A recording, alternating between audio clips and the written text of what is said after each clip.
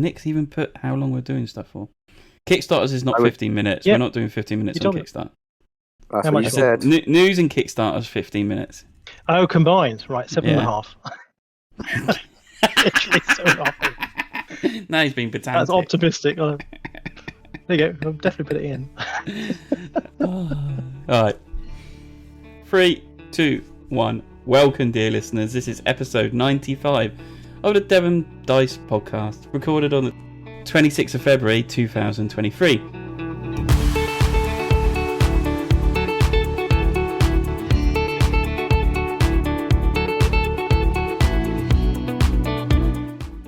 Today's podcast is going to be the review of Earth, or is it? We will see.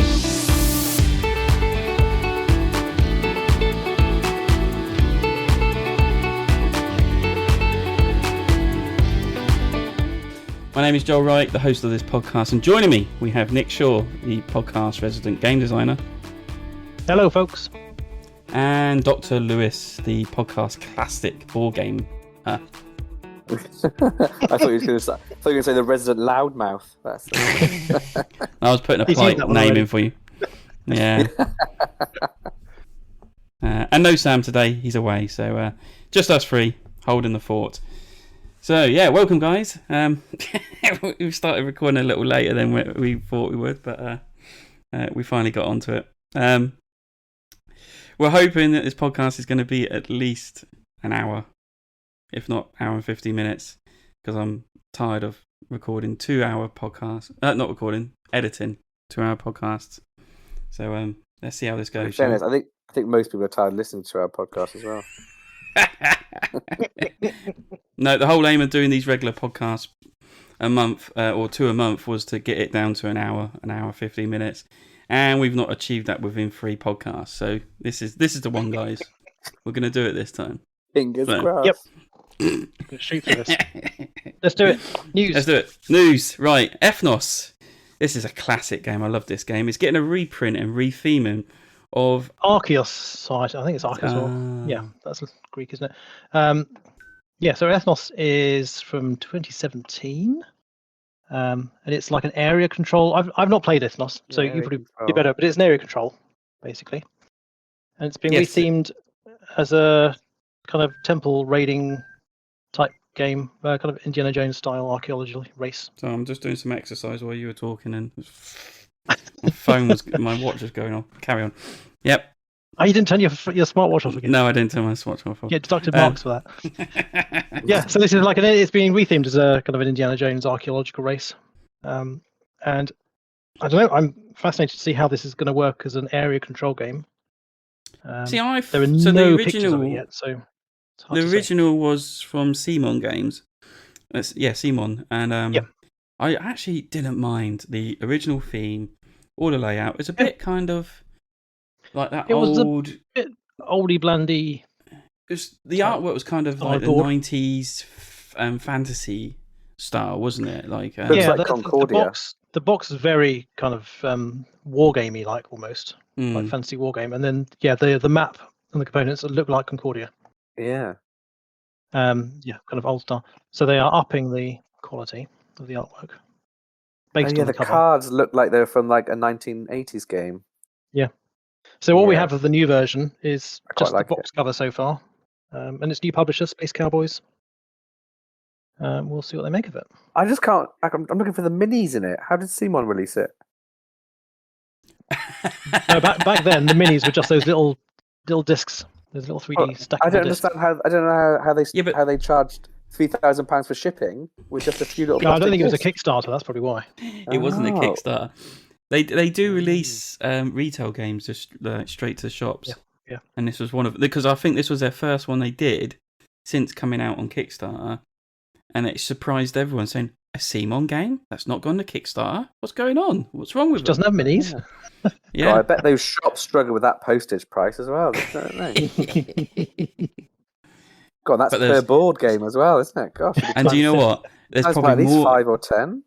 There's probably more game in this than is in like 3 of their Zombicides put together. Yeah, that's because Zombicide isn't a game. You said it. No, what was that? The one that always gets me with Simon is that I spent about 4 hours of my life playing that bloody co-op. It's like a defend the castle type co-op, and it turns out the bloody thing is and it's like broken. It turns out the game is actually broken unless you have to like play with a fix or something. And we didn't know this, and we were playing it for bloody hours. It's an absolute freaking disaster. It was terrible. And we looked it up afterwards, going, "That can't be right, surely." We looked up, no, it wasn't right. But there you go. Horrendous.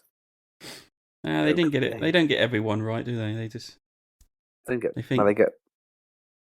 had their series of 3. I did quite like their little series of 3. Those area control ones with the Viking one and the Samurai one and the what was the other one? And the Egyptian one. What are they called? I mean, like the Rising Sun and. Thank you. Yeah. Rising Sun's one of them. What's the other one called? Yeah, Ankh. Blood Rage. And Blood Rage. That's it. There you go. Got there in the end. Bloody hell. I got distracted by an email. That's all. I am that boring, in fairness. Yeah, they do bring out some good games. The Marvel stuff is pretty good. They're bringing out. We'll have to see what the new Zombicide is like. It's the same as the others, mate. No, it's meant to be better. Anyway, moving along. Just more expensive. Yeah. Next one, Cyclades. Legendary Cyclades, edition. yes. So I've only played classic. this twice and many, many years ago.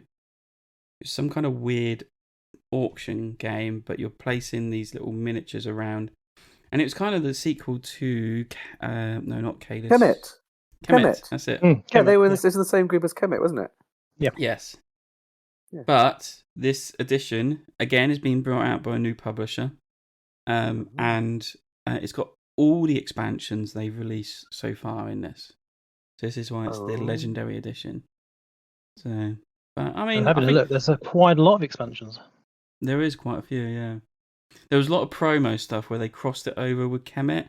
So you would buy a Kemet game and you'll get like Cyclades stuff in it, and then you buy Cyclades and there'd be Kemet stuff in it. It was like they're just deliberately making you buy both games here at this rate. So. Has anyone seen a cunning marketing strategy? I like it. Have you seen the modern reprint of Kemet? Yes. I saw one the other day. The minis are nowhere near as good. They're like a bit flimsy. Much the smaller. ones in the original Kemet were just as bad, except for the monsters. They were.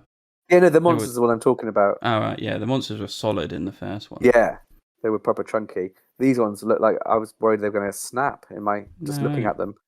I don't know, that's my little observation. But the new pyramids are cool though, because you used to have like those. You had those dice. Those dice. Yeah, the 4-sided dice. 4-sided dice. You said the 1, 2, and 3. Now you've got like layers of a pyramid. So you build the first layer of the pyramid, and you start the next one. It's like a 3D model. So that was quite cool. Awesome, I like that because it made more sense than just having a dice. Because the dice was just essentially keeping score. So it's more obvious to see a building. Well, the dice just represent the layers, the levels the pyramids were at. That was it. Yeah, it was just points. Yeah. Yeah, and that's doing the same thing. You represent the layers as you put the layers. But you can more easily see just by looking across the board what is loaded. Whereas you might miss all of that dice on 3, not 1 bobbins. Whereas it's quite obvious to see the complete pyramids and how close someone is to winning. Awesome. I'd be interested to give it a try again. It's been a long time since I played it, but yeah. And this Legendary Edition is coming out on Kickstarter at some point. We don't know yet. There's no date on it. Of course, it's on the upcoming project. If you just search for Cyclades Legendary, you can find it. So, Lewis. Yeah. You missed the last podcast. I did. I was in France. You were. What would your 2018 game be of all time? I would have to look at the list of games that were released in 2018. Throw some names at me, because I can't think of any 2018 on the top of my head. Well, one classic one you might have heard of. It's what I was alluding to. But anyway. Brass Birmingham. Oh, that is one of the best games ever made. It's funny you should say that. It's now reached that status of number 1 on the Board Game Geek.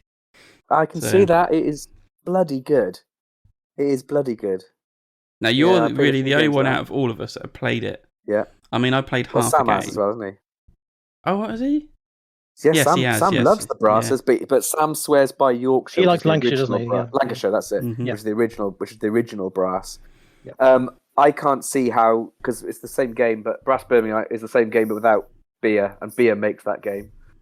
So I can't see how you could play it without beer, but I haven't played Lancashire. But Brass Birmingham is amazing. Everything about that game is brilliant.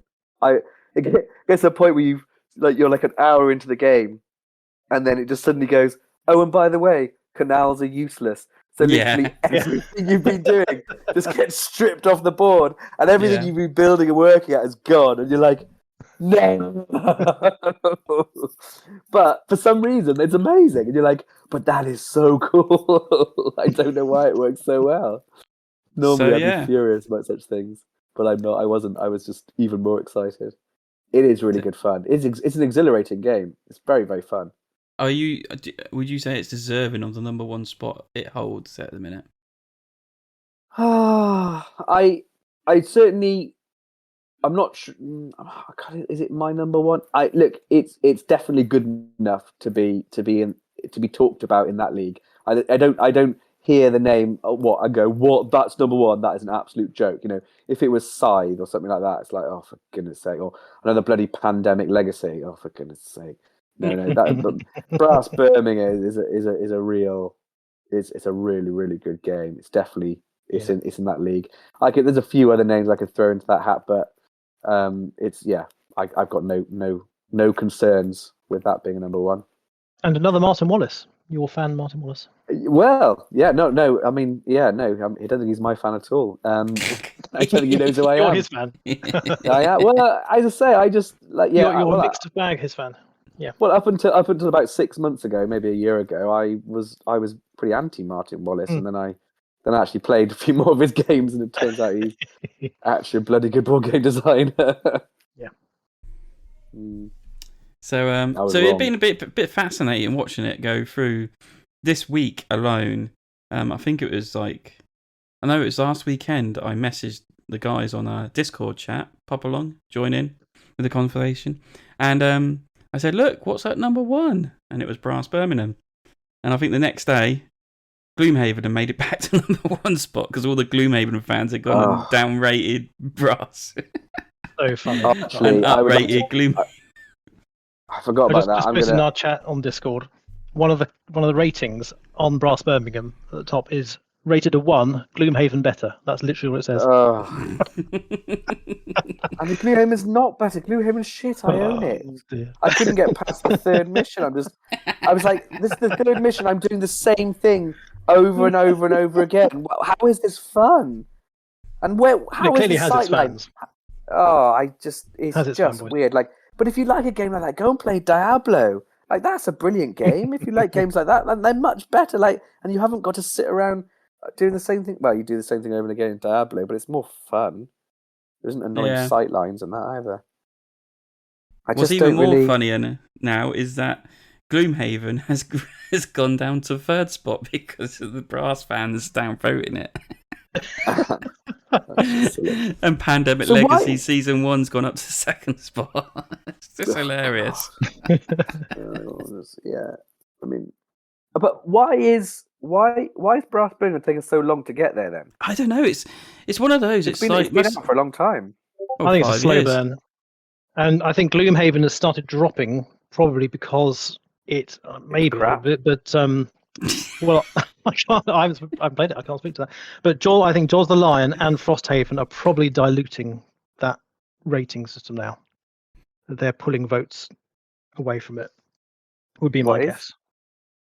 The Gloomhaven Jaws the Lion, the smaller one, which is the pro top 10, and Frosthaven, which only just came out. Yeah. And once you've played the Gloomhaven campaign, once you've played all the campaigns, it's like Pandemic Legacy.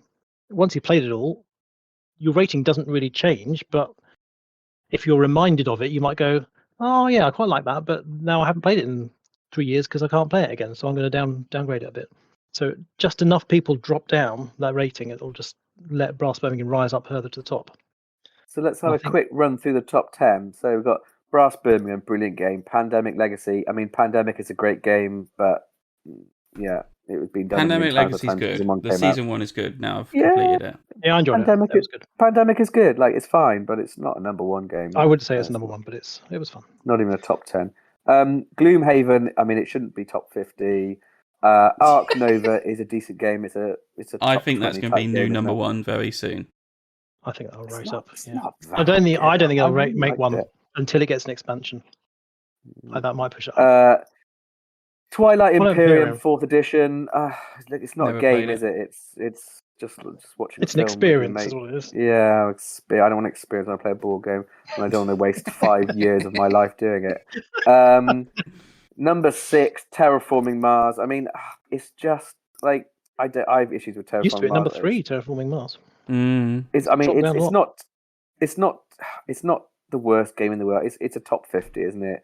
But it's not a top 10. Gloomhaven, Jaws of the Lion, another Gloomhaven. I mean, the first one wasn't good enough to be in the top 100. I don't know what the second one would be. War of the Ring 2nd edition, I've never played. Star Wars Rebellion. I hear it's amazing, though, War of the Ring. I've heard. Yeah, I've never played it. So if you can afford it, because it's crazy expensive. Yeah, but Star Wars Rebellion, probably the best 2-player game that you ever played. Joel and I had a couple of absolute storming games of that. Well, I'd love to try that. Mind-blowingly, excitingly fun and hilarious. I've got great memories of that game. Spirit Island, I've played a couple of times, and actually that is a decent co-op game. Yep. Gaia Project is Terra Mystica in space. I rate Terra Mystica. I'm up to 11 now, so we'll stop there. But yeah, so I don't know, yeah, I mean, there's just a load of crap that can be cleared out of there, isn't there? So we get some real board games in there. Well, it's making its way up slowly because Clank Legacy Acquisitions Incorporated is 24. That's slowly climbing. Yeah. Oh, well, yeah, we've got the Clank in. I can take that out of the notes now. Yeah. Look at this. Wingspan in 26th. I mean, that is an absolute joke. Wingspan is like it. I really like it.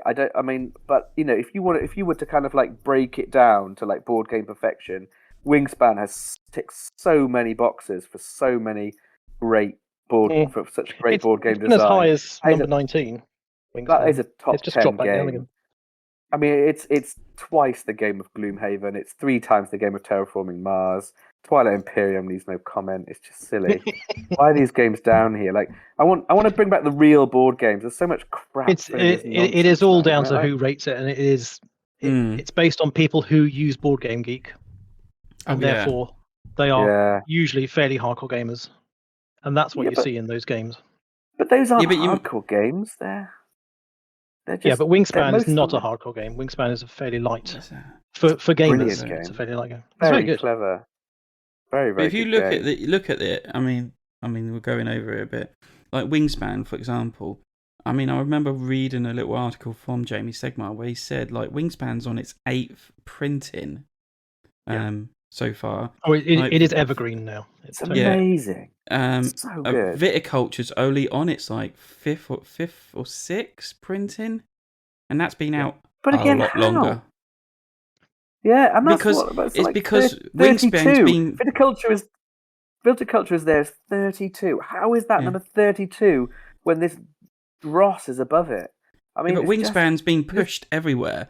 It's been cited as this great, and they're saying, anyone can play it. It was even on Coronation Street as a product placement. I saw that. Yeah, and it was like the most ridiculous thing, but he was getting it out there, and Orleans at 30. How can that is like this it's like the pinnacle of bag building. Like, it's such a good game. It's amazing. How is that below Gloomhaven, Jaws of the Lion? Play the same card over and over again until you die. Like, it's just silly. Like, yes, I played to death, but Puerto Rico is an absolute classic. What's that doing sitting down at 39? You could argue that anything in the top 100 is going to be good. Going to be really good. True. That's true. Well, not everything, but anything could be. We better move on, but I mean, this rating system is a joke, isn't it? That's a whole other conversation. It is a whole other really. So, I mean, in Kickstarter-wise, I've not been looking. Nick's actually brought a couple through, but if you can just breeze through these, Nick. And I'll now breeze we through keep them this- because people will probably know these. So the first one is the next of the 5 and 6 or the City Collection for Stefan Feld's City Collection games from Queen Games is on now and doing absolute storm. This is so Vienna and Cuzco. I think, if I remember correctly, are remakes of Bora Bora and Isla. Yeah, so Isla and Bora Bora, the remakes, with new artwork, updated gameplay, some new little expansion modules and things. They look beautiful, and they are very expensive. Like we said, Bora Bora was one of my worst games. So yes, that was your worst of 2013, was it? I think it was Sam's worst. It was my third worst. Yeah. So I don't know if they've fixed that for you, but they've rethemed it at least. So these are on Kickstarter. There's another 8 days of time of recording, and it's doing 230,000. And the prices start at £66, $78 for either of the games. If you want both of them, that's the basics as well. The deluxe versions are just under £110 each. If you want both of them, it's 126 for the non-deluxe or 201 for the. Oh no, then it gets into bundles. Then you can bundle in all the other previous 4 games in the series, and I think the highest pledge, which has everything deluxe, was £745. If you really like Feld and you want everything, or just insane. You can, as it's Queen Games, you can wait 6 months and buy it for £5. At their booth, the bargain at any big gaming convention where they've overprinted and now trying to flog them for anything they can get. Yeah, but I think this is their advantage of doing Kickstarter, is that they know this is probably the majority of their backers are going to come from this. The people are going to buy it. It's under 1,000 backers, but they still made £230,000 out of it. I'm so not they're doing well. with a £700 pledge level, but yeah. What? How many backers? 100 backers? No, just under 1,000. Just under 1,000. And they made 200 grand. So most people have pledged. Most people have pledged over £230. Yeah. Most people, I think, would go for both of the games if they're going to buy them. And it costs £230. The people who have enough money to buy them will buy both of them. Yeah. For £230. Yeah, that's the deluxe, I think, isn't it? Yeah. For goodness sake. It's like me. But if you like Feld and you like deluxe versions. Insanity. It's like me 2 years ago. Next. And Joel before he gave up Kickstarter. So the next one I found, I can't remember where I saw this. It was on someone linked to it. It's called Roll and Mew, the Cat Burglars, which is it's another roll and write. Love my roll and writes. It's about cat burglars breaking into a major's mansion. That's about as much as I know about it. It looks like a fairly standard roll and write. It's got kind of some nice little unique bits. It looks like you have different characters that you have different powers for, and you're all interacting on a central board. It just tickled me that it was called Roll and Meow. I don't think you actually have to meow in the game, but it was cute. So I thought that was quite fun. And then the last one on my list. And no ridiculous delivery fee. So indeed, nice and low pledge level. And the other one I found, which I found today, pops up in my Facebook ads, is called Haphazard Azulea Awakens, and this looked really quite interesting. It describes itself as a story campaign, dungeon crawler, and RPG twisted into a memorable print and play adventure for 1 to 3 people, and it's got voiceovers from a number of board game media personalities like Rodney Smith and Tom Vassell and Richard Ham and Paula Deming, doing these little so you can buy an audio pack to enhance the campaign. And I have to look up what you do now. So you're filling in you're creating your own little map, which you then get another player to run through. They're trying to get through the map that you design, and you're all doing this simultaneously. You'll pass your map around. What I found was interesting is that the solo mode, in inverted commas, which they call solo but not solo, you're not playing it solo. You play it against the designer, who will run it over Instagram against a number of solo players at once, and then you tally your points between each other, which I thought was quite a cool little idea. I don't know how practical that'll be or how long term that'll be. Yeah, what happens when he stops doing it? Yeah, indeed. Yeah, that was the one question. But it's the base pledge is $4. If you want the PDF and the voice tracks, it's $8. So it's very nicely affordable. You can get a second season don't know what the second season means as well for an extra pleasure level. And yeah, it just looks kind of quite cute and quite cutesy, kind of kid friendly, RPG light type game. Very good. So that was all my Kickstarters I found. Well done. There you go, Joel. 5 minutes. Easy. Yeah, I might look at this one. I like the fact you can pay $89 for the privilege of being an insider, so you can be in their Zoom calls and discuss new things with them. Oh, that's quite a cool idea. Yeah. If you really wanted it, personal Zoom game preview. So, but yeah, I'll put that on the remind me list. So. Cool. Ah, right. Joel, you've given up Kickstarter. I haven't given it up. I just hasn't given up reminding him. It's just one little start. You think, I'll just do this one little Kickstarter. Before you know it, you smoked an entire packet, haven't you? I haven't given it up. Nothing's interested me. I saw that one, so you're just seeing you have a message on Gloomhaven's ratings. That was my favourite one. Was a rating of 4, which says "Worship me, I'm a huge overrated mess." that sums up Gloomhaven beautifully. We apologise to all Gloomhaven fans out there. I would say I want my money back, but I suspect I could probably flog my version for twice the price I paid for it. So well, that's another thing. Brass Birmingham is out of print, so people are flogging their the price has gone up. It's like it has gone crazy on the market. £150 for a copy of Brass used. Mine's still sealed. Is it? Oh, so you make a fortune. Yeah, because we've been playing my mates. But you've got to bring yours for the weekend. We're going to play yours. Well, it's my mate who's coming with me, so he'll bring his. Oh, nice. I'm going to keep mine sealed. Do you know what? It's the most interesting thing in the world, because, I bought my Brass Birmingham from Meeple's Corner, because I've been looking at it, thinking I really want to get it, and I got it mid-pandemic, or like in that gap between the lockdowns when everything was a nightmare. And I'd been looking for it for a little while, but it'd been out of print, and I was like, I'm not paying 80 quid for it, whatever it was. And then it came back in print, and it had one print run. I was like, do you know what? I'm going to pick this up because I'm pretty sure it's going to go out of print again. And I picked it up, and it didn't go back out of print, as in there was still stock everywhere. And I was like, oh, that was a bit of a waste. And I haven't even bloody played it because these bloody lockdowns. But now I'm going to cash in. If only I sold games, but I don't. But I'm the one who's laughing. I'm the one who's laughing. Sitting on a gold mine. Honey, we can retire early. I've got Brass Birmingham sealed. In shrink. My chickens have come home to roost. And they've got eggs.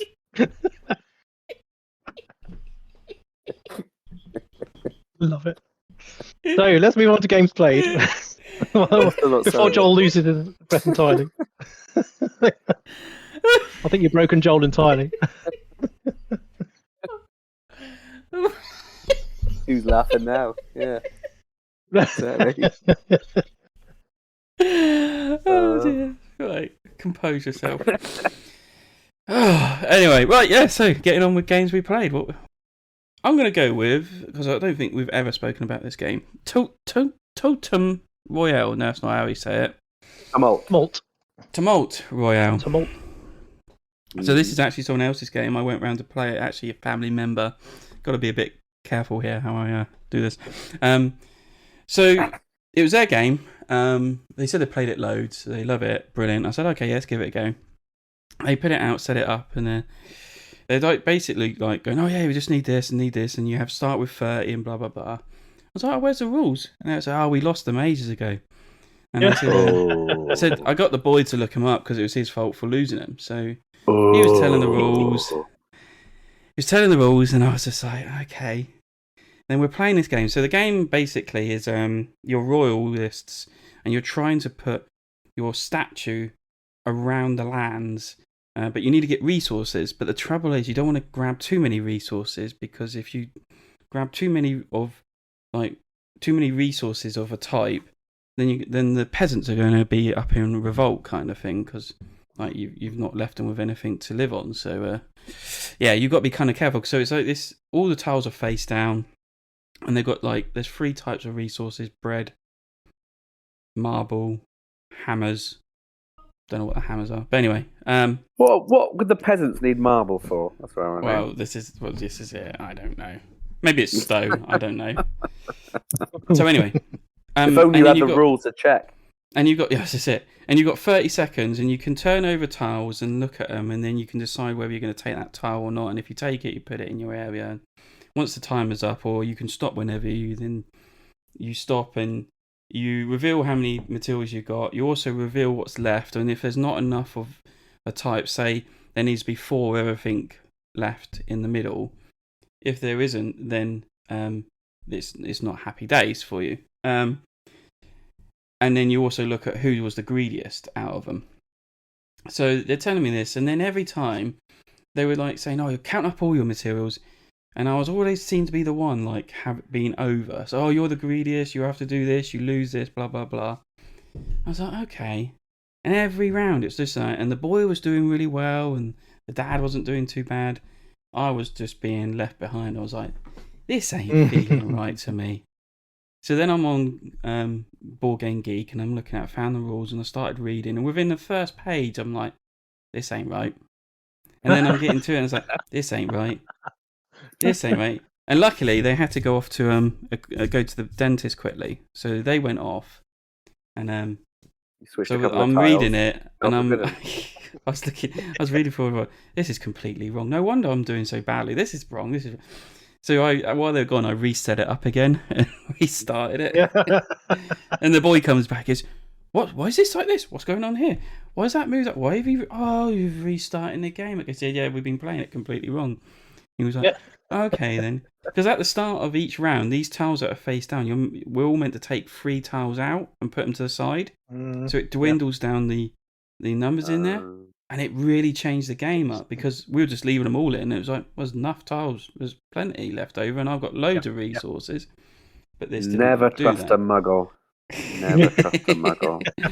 So it really made it tight. It also changed. There was lots of other things that changed up as well, because you had to go through each resource and see if there was any left over, and if there wasn't enough, then the person who took the most of that resource is made greediest and things like that, and they lose followers and things happen. It just completely changed the game. It's actually a really good game. I actually had good fun doing it. But by the end of it, the dad smashed it because there was also the end rule where they say, "Oh, you just play down this track until you get to the end." Well, what's these numbers about? I don't know.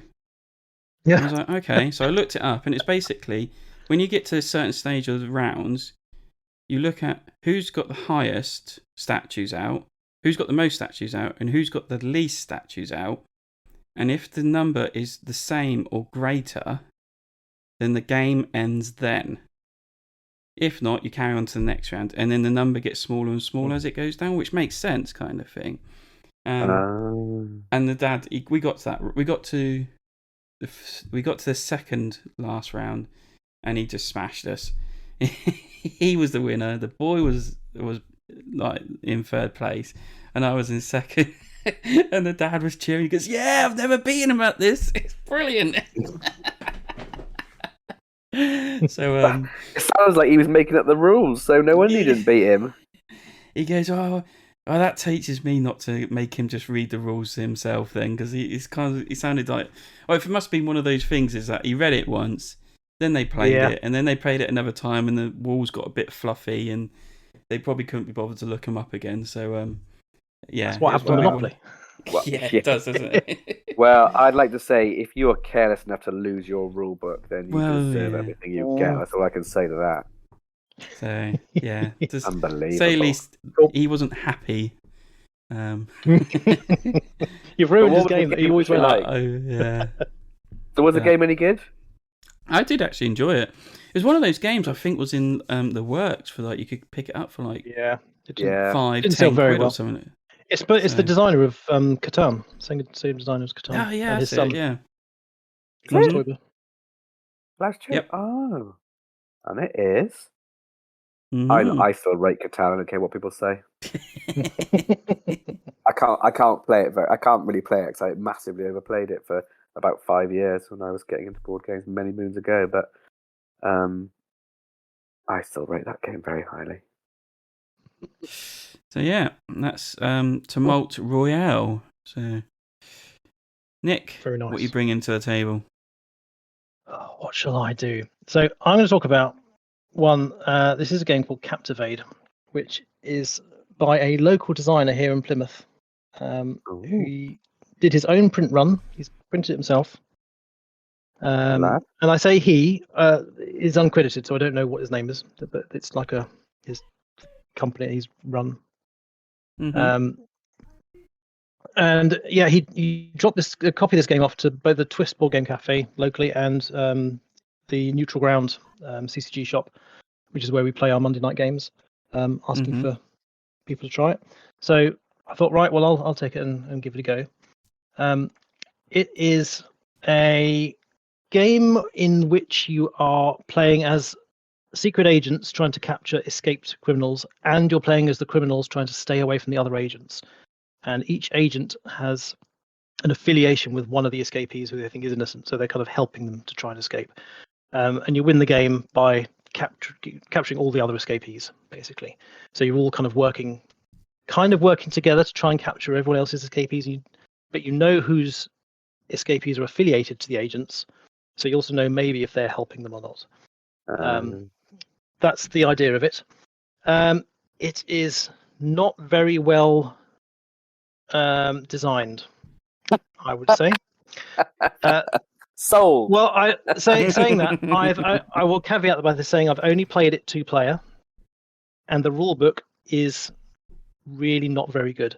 To be fair, on their website they have an FAQ where they've updated it to mention some of the rules that they missed out, and there are some very clear rules that they missed out to explain bits. Did you consider just throwing the rule book away and making up the rules?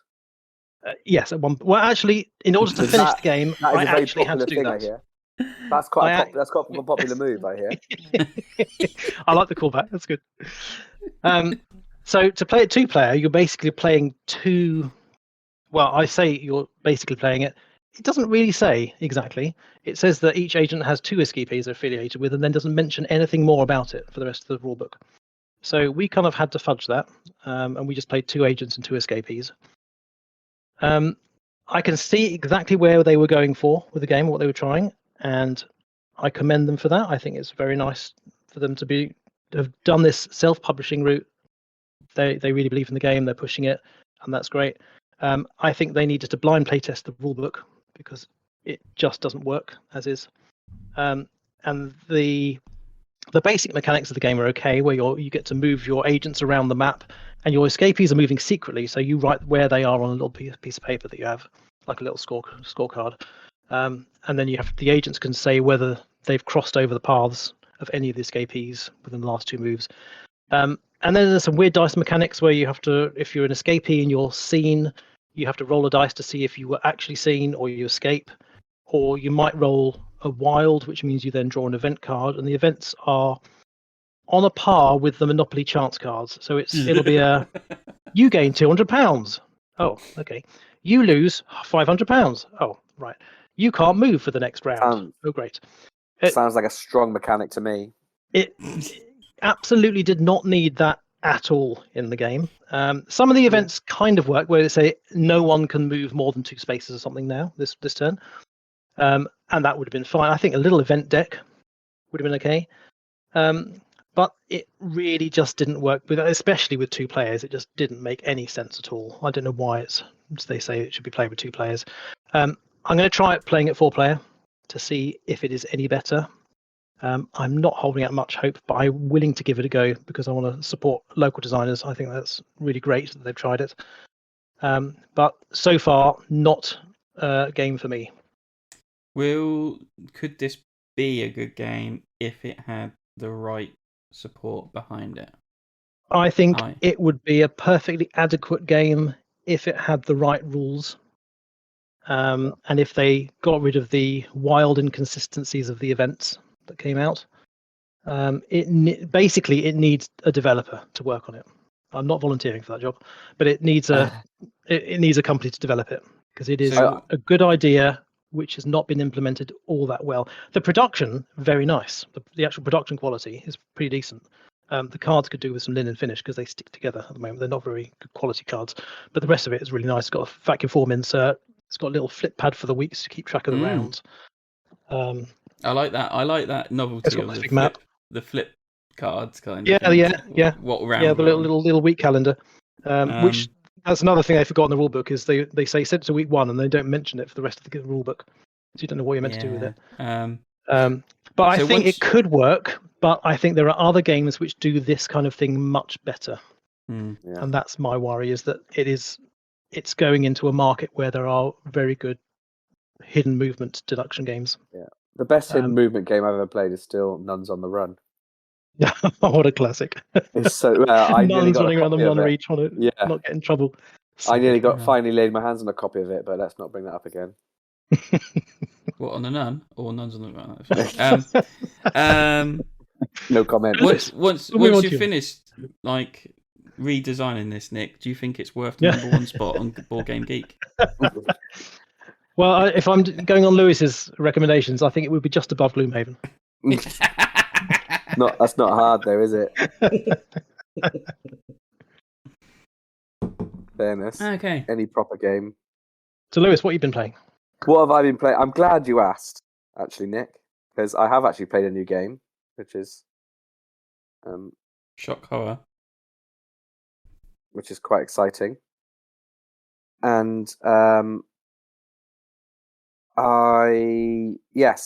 ages ago, back in the days of when I was doing Kickstarter, I backed Return to Dark Tower, and I paid about £12,000 and another kidney to get it delivered, and then it arrived about 5 years later, and I think by that point I'd sort of lost interest in it, and it sat in a box for about a year, I think, in my study, unopened. Yeah.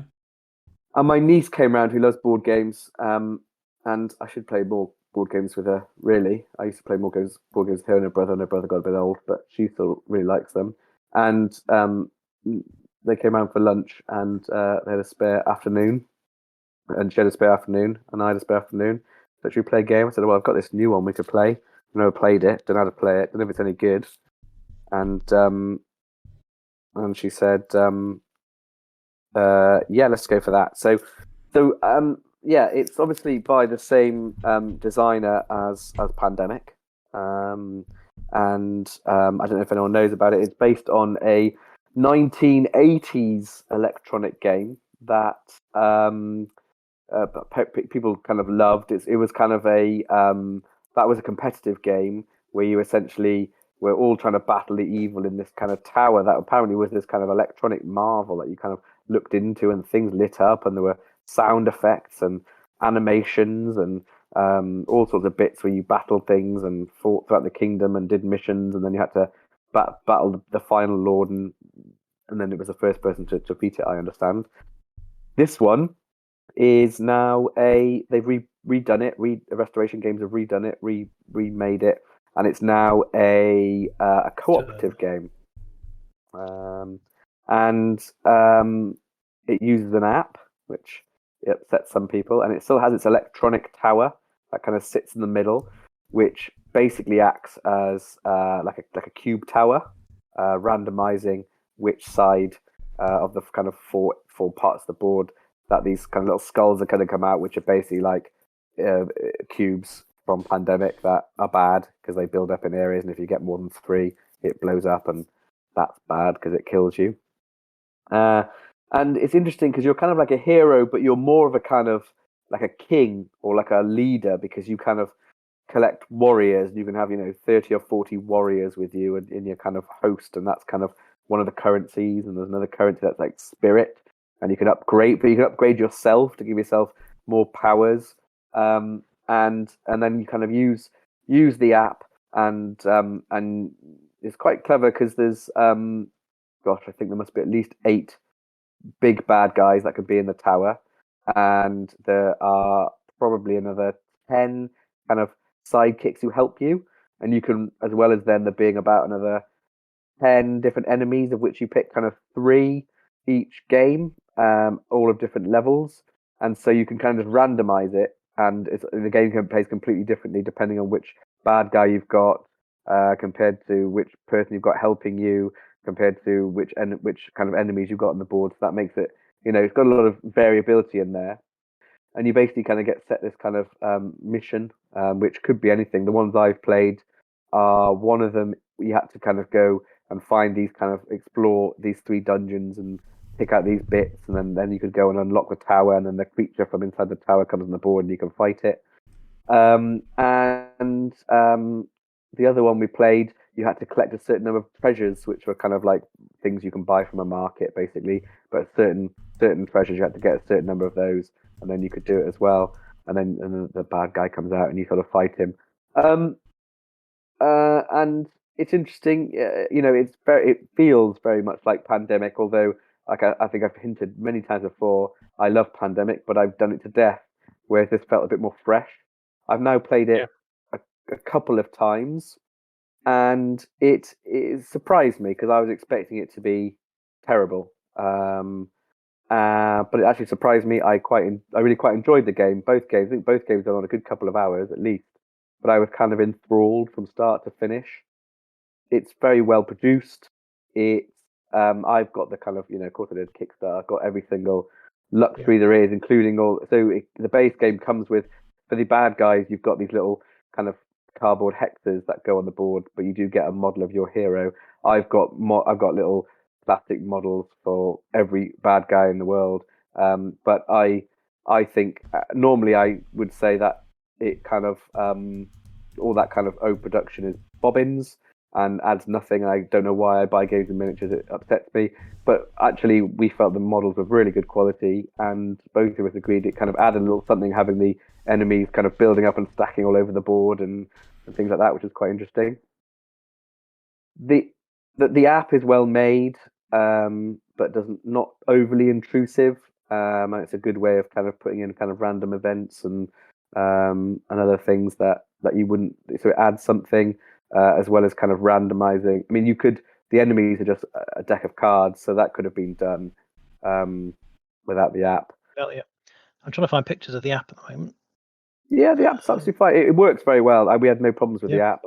Apart from a glitch, like I was saying, the tower didn't have enough batteries, although I knew they were rechargeable batteries that worked and everything else and was absolutely fine. That's kind of quite nice, though, that it was going to tell you whether the batteries run out. Yeah, I mean, the fact that it then worked for another 2 hours flawlessly is besides the point. Yeah. But, I think the tower looks a bit like Sauron's tower in Lord of the Rings. It does, and I don't get it. I don't. It is the most over-engineered. There's no need for it at all. Is furniture ever. Yeah. I mean, like I said, it's literally a cube tower, and then you can kind of so it starts off with just these 4 bits at the bottom with kind of, and at the end of each go you got to drop your skull into it, which is like a cube tower, and sometimes it gets stuck and sometimes it doesn't, and sometimes it just comes straight out. Which more often than not it comes straight out. Incidentally, if you happen to drop it perfectly in the middle straight, it just goes straight to the bottom and comes straight out. And then as the game, and then sometimes it will go to one of the levels, and then as the game goes on, the app tells you to remove some of the doors, so you get more levels opening, and then it sort of rotates around inside, which is supposed to spill out of the skulls. But to be honest, there's never really enough skulls in it to make a big difference, and each building can take 3 skulls, and if you add only a 4th that makes it blow up, it takes 1 action on your turn to wipe all the skulls off a building. Lots of characters have extra abilities that you can unlock that let you remove more skulls anyway.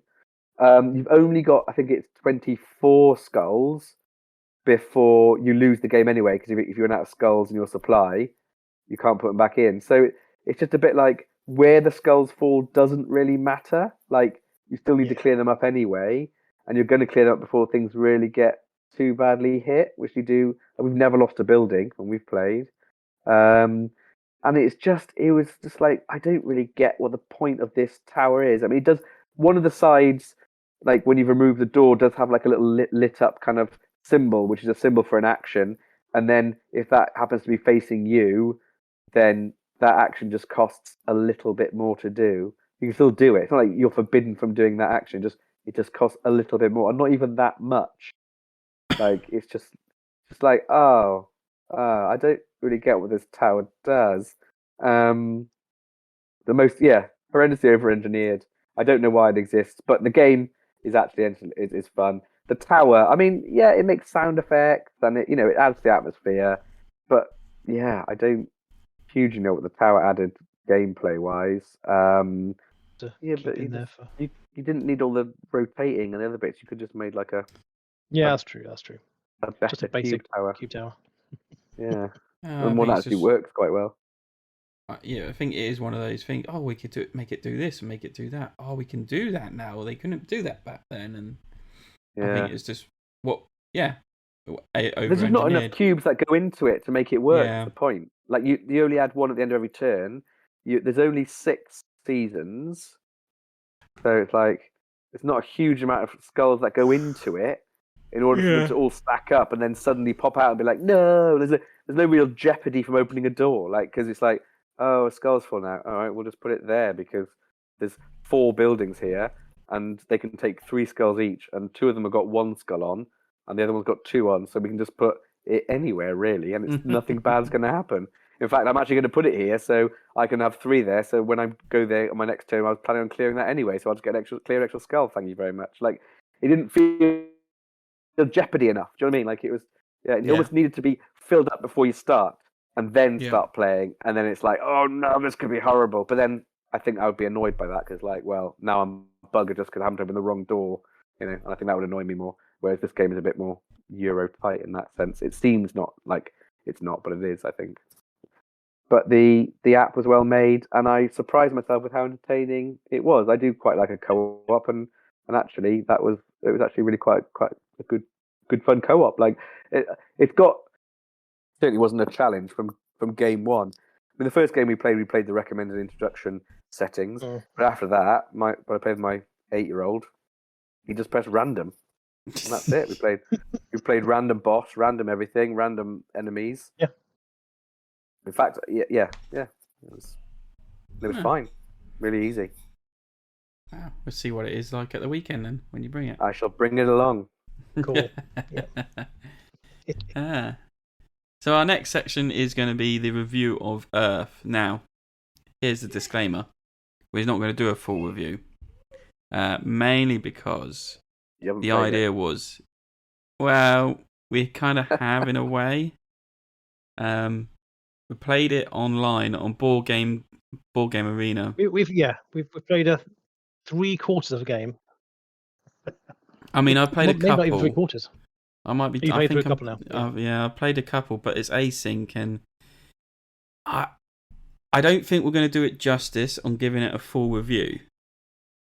Yeah. By what we've seen of other people's reviews, like the Dice Tower, who have rated it hugely highly. It's just I can't believe when I saw the scores.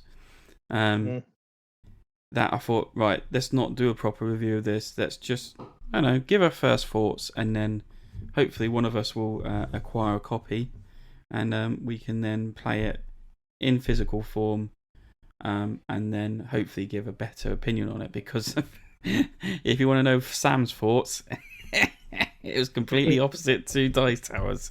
So have we got a copy for this weekend or not? No, I don't think we do. It's not out yet. It's not been delivered yet.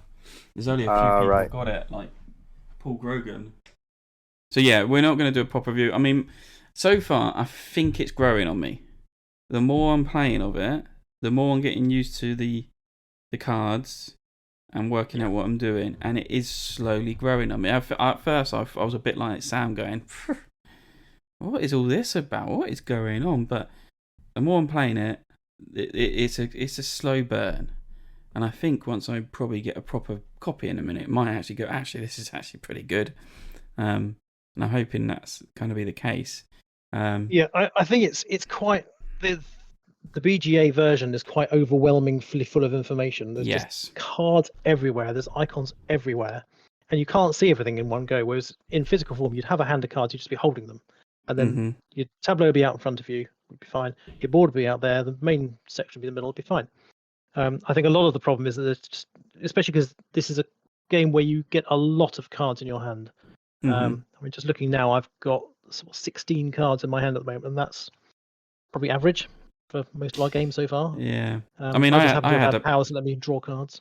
Yeah, I've had about 25, and I only built that up because I had a card that says, if you like trash 20 cards, you get this much back. I was like, ooh, I'm nearly there. Okay, I'm going to keep drawing cards. So, so it's just one of those things, and I think it's starting to sink in of what I'm doing, and I'm actually going to say this could be good. I just want to play the real thing before I give my full review on it. And so and I can definitely see the potential in it, because I can see the synergies happening between types of cards and powers, the actions you get off each card. I think it's just going to be so much clearer in physical form. Not to say that the BGA implementation is bad. It's just I think it gives you the full information. Yeah. But then saying that, I mean, I was having a discussion with Christoph, and this can evolve onto it, is playing games online doesn't give you the same feeling as playing it physically. It's never going to, unless it's a very basic card game where you just don't need. And some games actually work better online because they do all the shuffling for you for certain things for certain games. But I mean, like Board Game Arena is pretty good for what it is, and I think it only works really well if you know the game already, or you're playing in sync with everyone, not async. Because we played that we played that game of Downforce over lockdown with like 7 of us online all at the same time. Yeah, it was great fun. That worked beautifully. But I've played Downforce a few times on BGA since then, asynchronously, and it just, you don't know what's happening really half the time. No, you don't know what's happened. Previous people have done, especially playing 6 players. No. So I think some games are very well suited to online play. Some are suited more to real time. This one, I think you just don't get the sense of the real time because a lot of the phases are simultaneous when you play in person. Yeah. And so it rockets along pretty quickly. Whereas asynchronously, you sit there and you go, right, I've done that, click. Oh, I'm going to have to wait for another 3 hours before everyone else takes their turn. And you come back and go, oh, I don't even remember what I did last time. I'll click on that. What does that do? Click. Oh, there we go. Right, that's another 3 hours. And I've already forgotten what all the global goals are, what I chose at the start. Yeah, and as Sam said, he had a problem. He didn't draw any cards for, say, 23 cards before he found one that synergized with his endgame goal. And I think that's the kind of thing you would see if you're playing in physical form. You'll see the shared goals that you're aiming for. Because I barely look at those, especially because I take most of my turns on my phone. Those are so far down the scroll, I can't bother to scroll that far. So sometimes I look at them, sometimes I don't. I don't really remember. It's impossible to judge a game playing it online. I think 80% of my enjoyment of board games is the tactile nature of it, the physical part of it. The physical part of it, being with other people, working together with or outsmarting kind of the other person who's sitting in front of you that you can banter, chat, and kind of see where their eyes are looking, see what their thoughts are. I mean, all that kind of interaction that really makes board games, really quite good fun.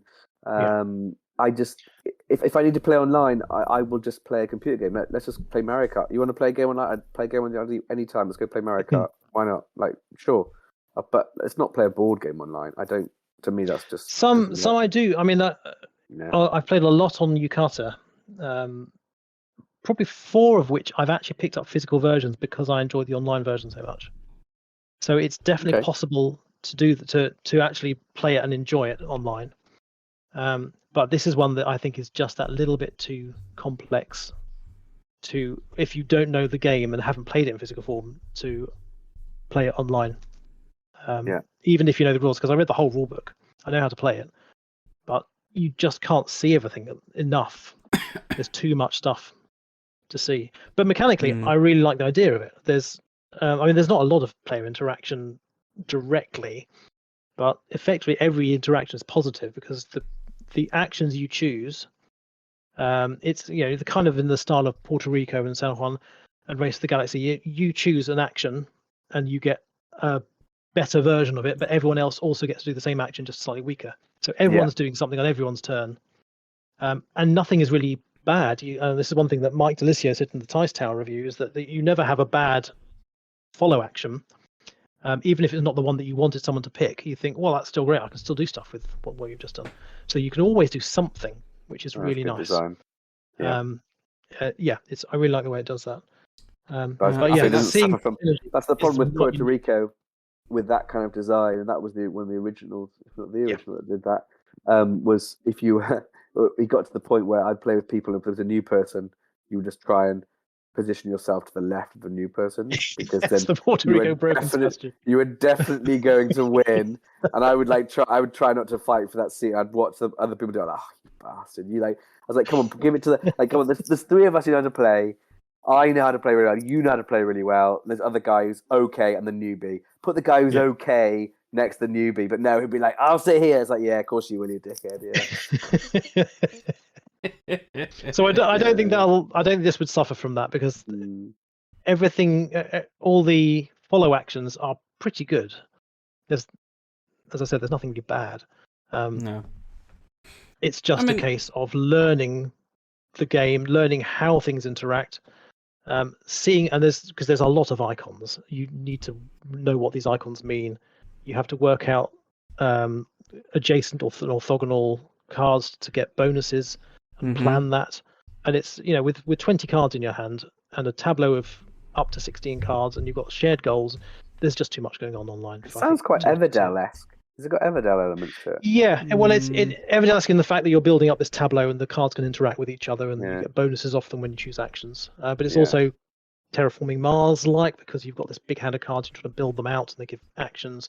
One of the reasons Sam doesn't like it, because he doesn't like Terraforming Mars. Yeah, I don't know either. He's got this Arc Nova style as well, in that you've got the same way as Terraforming Mars, you've got the tableau, and the theme is very similar to Arc Nova. This isn't a zoo. This is, do you know what it is? It's building like a wildlife sanctuary, I think, is the idea. Although I will say the artwork on the cards is very nice, even though it looks like stock photography, but it is very nice and consistent photography on all the cards, unlike some other similar games we could mention. You're from Mars. What I do like about the online version. This is a photo. This is a blob. This is a painting. Yeah.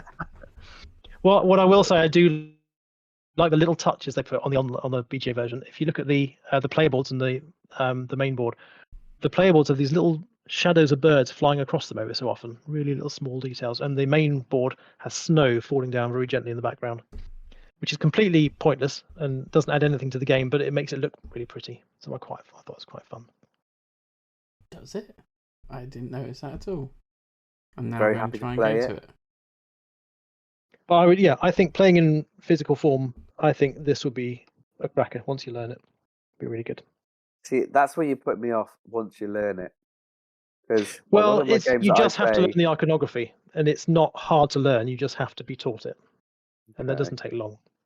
A lot of games I play will get 1 or 2 plays a year with people who aren't who like board games but aren't necessarily board game, aficionados. And if they have to learn a game, like the first game is going to be, a lot of time there's someone new who's never played before, and if they're going to jump in and they're going to be such a disadvantage, that is a big turn off. Yeah, it would depend on their gaming level, I suppose. I would put this as a weight probably somewhere between Wingspan and Terraforming Mars, which is it's not too heavy. It's not too heavy at all, no. But you just have to know how to use cards in that way, how to synergize things together, how to dig through the deck to get cards you want. Get blindly lucky on your draws. Sometimes get blindly lucky on the draws, although you're drawing so many cards most of the time. Okay. It's better than Terraforming Mars then. Yes, for getting cards that you want out of the deck, yes. Absolutely. This card is so good. Oh, amazing. I'm going to do that. I have to save this and this. Oh, wait.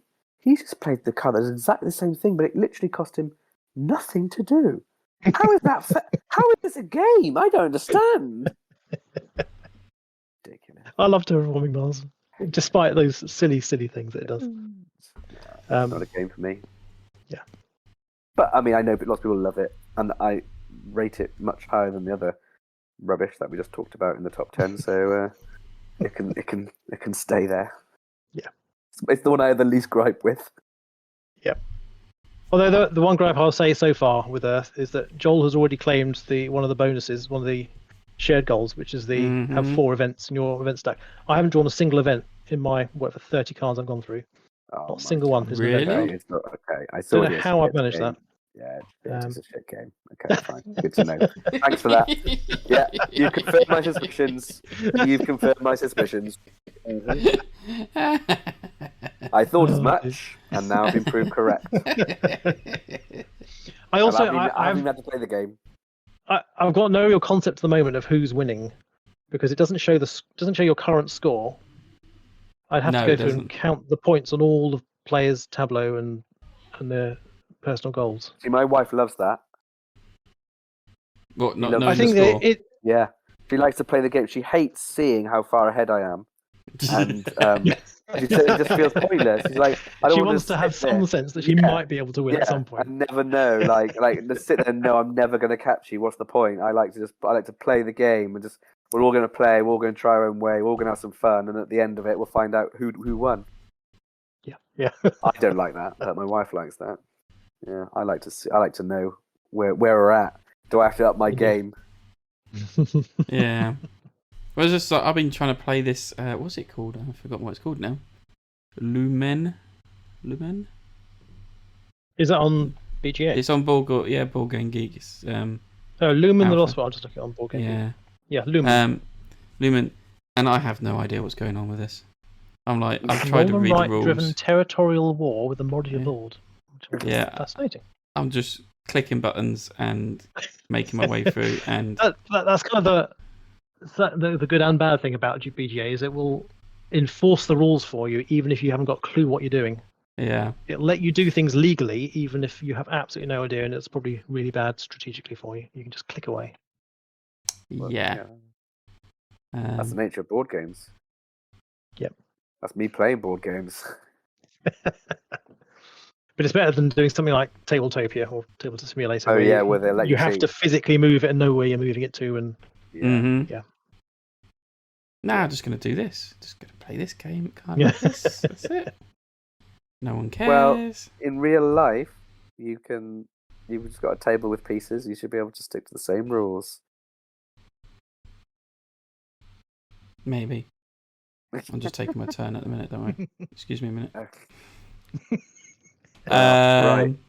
So we probably will do some kind of proper review, hopefully in the next couple of months on it, and give our full, honest opinions about Earth. Just at the minute, it's building, it's warm, it seems like a good game. I just want to play it for real. And in real time. So not async. I'm predicting it's going to be hugely different to my opinion at the minute. Any other business? I've been playing a couple more games on Game Pass on the Xbox. And one we spoke about last episode because it's got its own board game coming out, and that is Dead Cells. So I thought I'd give that a go. And it's awesome. It is one of those kind of go in, don't know what you're doing.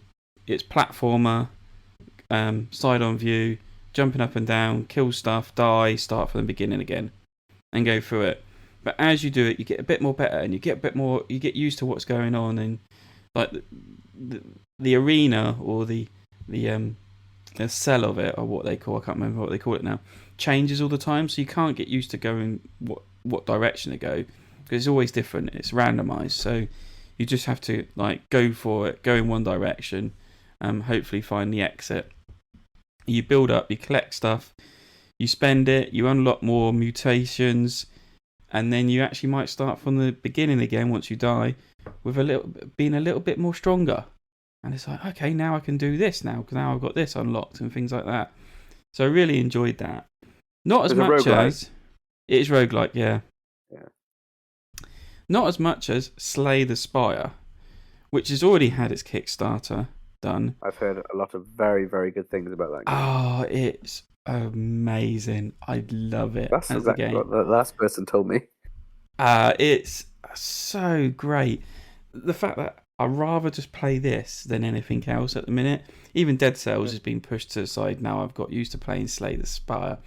And to the point, I actually gone back onto the Kickstarter and looked at the late pledge. because I thought, could I get this as a game?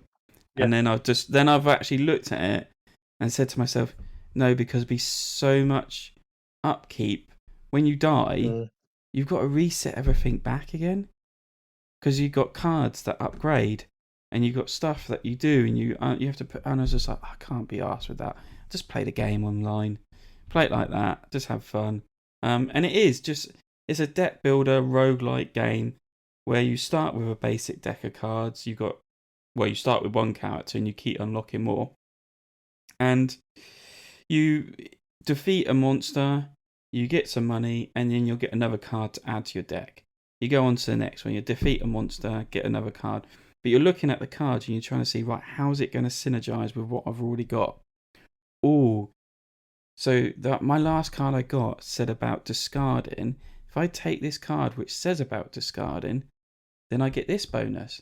And it's all about trying to make sure your deck is balanced, because you want to be able to attack enough to do enough damage. But you also need to be able to block. And there's lots of cards that just balance with each other. Say one card says, if you play this at the end of your turn, you're going to get 5 block no matter what. And then another card says, if you block, every time you block, you do 5 damage to your opponents. So when you put this automatic block at the end, they get 5 damage. And it's just like, oh, this is brilliant. And it's just that way of building it up.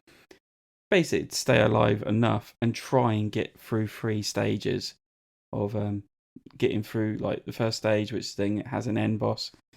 Get through the second stage, which has an end boss, and then try and get through the third stage, which I haven't done yet. But the more I do it, the more I unlock, the more better I'm getting at doing it. And I could sit there for ages just doing it. So yeah. Slay the Spire is my game of the month, let's say. I'm just loving it that much. And you can get it pretty much anywhere. There's about 4 or 5 people who said that exact same thing to me. They've become obsessed with it. So that was a few months ago. Yeah. And there's the other card. Is it Inscription? That's the other. Inscription is the other one that's supposed to be really good. Oh no, it's Inscription. Yeah. Wow, 10 out of 10, and yeah. People absolutely love it. Like, it feels like it's amazing, mind blowing. All right, I might have a look at that. Yeah, but I think people say Slay the Spire is better. Right. So I don't want to missell it to you, but that's the other. There's the two there. Yeah, I nearly bought it the other day. It was reduced on Steam. Slay the Spire was about half price or something. I nearly bought it, but I didn't. I had too many games to play. I'm in the middle of playing the Harry Potter Hogwarts Legacy. Oh yeah, which is quite good fun. I mean, I'm probably gonna get strung up now by somebody who doesn't like what's her name, but I don't care. It's got nothing to do with her really anymore. It's not. I know, but have you not heard about it? There's been. I know. Yeah. I know. There's this camp of that you shouldn't buy anything now of Harry Potter because of what she said, and there's a kind of like, it's Harry Potter. I'm playing it. Yeah. It's good. It's good. I'm quite enjoying it, actually. Yeah, I've considered getting it. But... Well, yeah, no, I'm certainly not disappointed, and I'm not that far through, but I'm certainly not disappointed with it. Just play an hour or two every now and again. So any other business, I just wanted to mention the Salt and Sass podcast, which is hosted by Suzanne Sheldon and Mandy Hutchinson, who used to be on the Dice Tower before the Dice Tower podcast finished. This is their new spin-off podcast, which is all board game related. And I just want to give them a shout out because they're great fun people. Talk about some fun things. They're up to episode 12 now, so they started about November last year. And yeah, they have lots of fun. They do it as a video cast as well. If anyone wants to watch it on YouTube, but it's also on all the podcast medias. Salt and Sass podcast. I'll give it a listen. Yeah, and they do 1 hour podcasts as well. Why can't we do a 1 hour podcast? 1 hour and 20 minutes. It's all right. It's the rambling. That's what it is. Cut out all the ums. The secret to a good 1 hour podcast is very judicious editing. It just takes hours. Like that's like you'd spend more time editing, like twice as much time editing as you would recording. That's what happens in when like if you like at video and like YouTube videos and stuff like that, like way more time we spent editing than we actually spent. I mean, I took loads out the last one. It's still 2.5 hours. but I mean, but you even take good stuff out. You literally like you just cut it out and save it somewhere for later, like a whole like conversation. So we just cut out all Lewis's parts this time and why not leave him on the cutting floor? Yeah. As I said, mate, you got to cut the excess nonsense. That's anyway. The fat. Trim the fat. I'm sure we can. Anyway, I'm sure I can get this down a little bit. The next show is top games we played and reflection of the North Devon gaming weekend we're about to go to. So that'd be good. Tune in for that. See how many games we squeezed in, how many times Lewis threw a paddy, and and who wins the quiz after Saturday evening. Oh yeah, I'm looking forward to that quiz. So if that's it, let's close this up. At least we're under 1.5 hours. Thank you for listening, everyone. I hope you enjoyed the show. If you got any suggestions or comments you want to make about the show, please drop into any of our forums, especially the Discord, which is really active. And if Lewis ever learns about downloading the app, he can join in too. And I want to thank the guys for joining me, giving up their time and doing this show. Thanks Joel. For having me. Awesome. So thank you guys, and I'll catch you all next time. Cheers all. Thank you. Bye.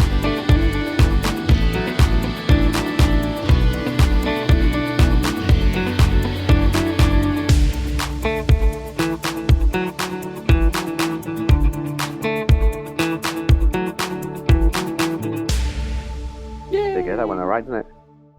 Yeah.